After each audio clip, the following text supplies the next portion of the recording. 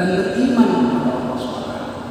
Orang beriman di dunia ini tidak banyak, hanya 1,9 miliar dari 7,8 miliar penduduk dunia hari ini.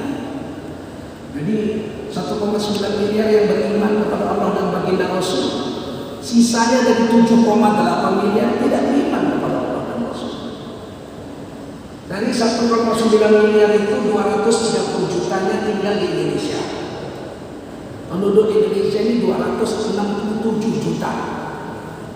230 juta orang Islam, 37 juta bukan orang Islam. Jadi kita ini negara dengan penduduk beragama Islam terbesar sedunia, 230 juta. Tapi kekuatannya lemah, tidak kelihatan.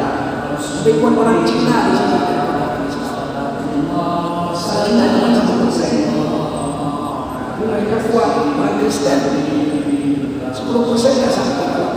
Katolik cuma 3%, Protestan 7%. Tapi Kapolres saja itu sekarang banyak orang Kristen. Kapolda dari 34 provinsi 20 orang Kristen.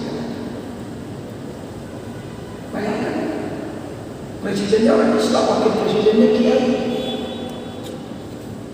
Tidak bertapak kekuatan Islam di Indonesia.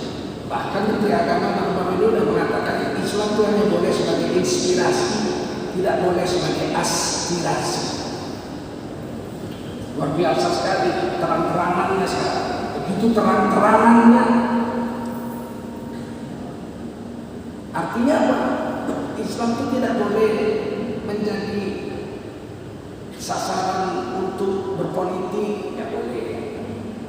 Hanya inspirasi aja, bikin nama Islam Muhammad, sunat, pesta, kawin, mati, sebagai inspirasi, tidak boleh sebagai aspirasi.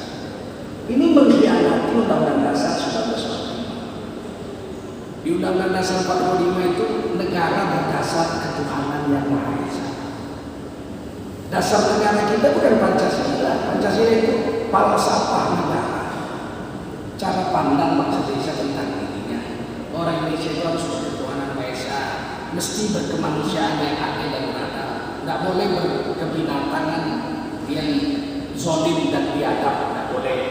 Mesti berpersatuan Indonesia oleh bencana, mesti berkerakyatan yang dipimpin oleh hikmat kebijaksanaan dalam permusyawaratan garis miring perwakilan. Ini sudah ditabrak.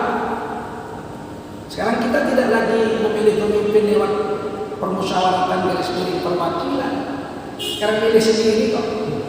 Pelacur sama kiai sama-sama dihargai satu suara. Profesor doktor sama orang stres sama-sama dihargai satu suara. Tidak wakil kita lagi. Udah nggak Pancasila kita sebenarnya. Kita sudah liberal, model Amerika.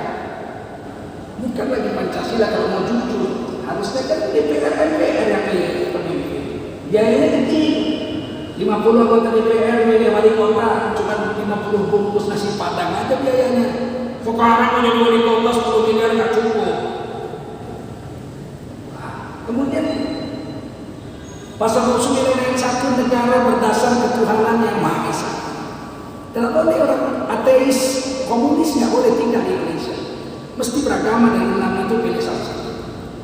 Sebab negara kita berdasar ketuhanan Maha Esa. Yang kedua, negara menjamin tiap-tiap warga negara untuk memeluk agama garis miring kepercayaan dan menjalankan agama garis miring kepercayaannya masing-masing. Jadi negara menjamin orang Hindu menjalankan ajaran Hindu 100%. Tidak boleh dihalangi itu. Makanya orang Hindu di dunia Indonesia ini cuma 1%. Di Bali dia 84%, Orang Islam 14%, lain-lain 1%. Tapi mereka buat peraturan daerah, perda, ditandatangani oleh DPR-nya, ditandatangani oleh gubernur. Hari raya Nyepi, semua api harus mati. 24 jam api nggak boleh hidup, listrik mati, kipas angin AC mati, restoran tutup, airport internasional Gusti Ngurah Rai ditutup 24 jam. Pesawat terbang yang mendarat nggak boleh terbang, yang terbang nggak boleh turun.